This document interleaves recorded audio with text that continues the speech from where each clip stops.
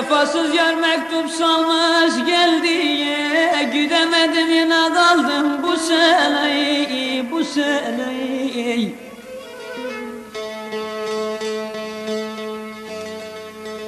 Vefasız yar mektup salmış geldiye, gidemedim yine kaldım bu sene, bu sene, bu sene.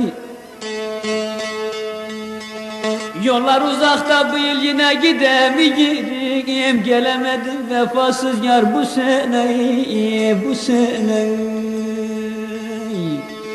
Gelemedim vefasız yar bu sene, bu sene, bu sene.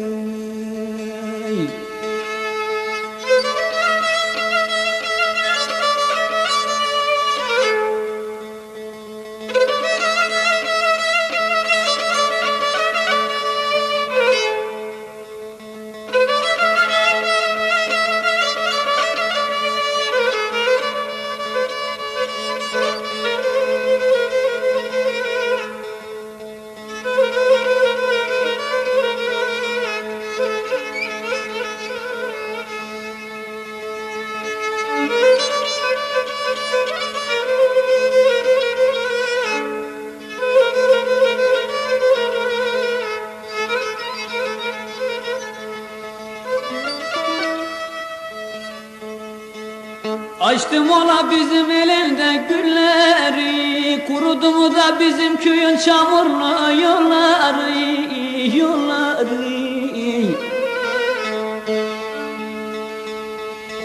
Ne tatlı konuşur da o vefasızın dilleri, gidemedim yine bu sene, bu sene.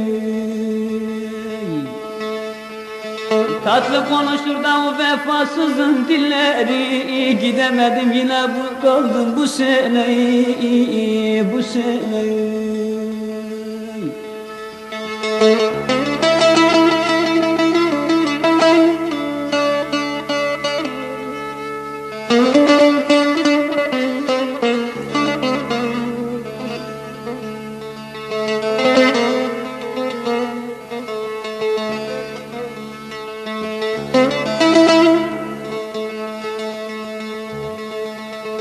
Abdullah'ı aşkın ile de kül ettin, bastın üzerimden geçtin, vefasız yar yol ettin.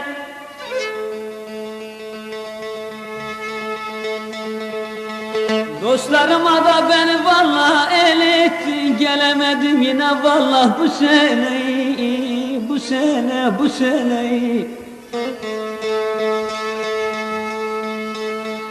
Hele beni dostlarıma da zalim el ettin, gelemedim yine vallahi bu sene, bu sene. Gelemedim vefasız yar bu sene, bu sene, bu sene.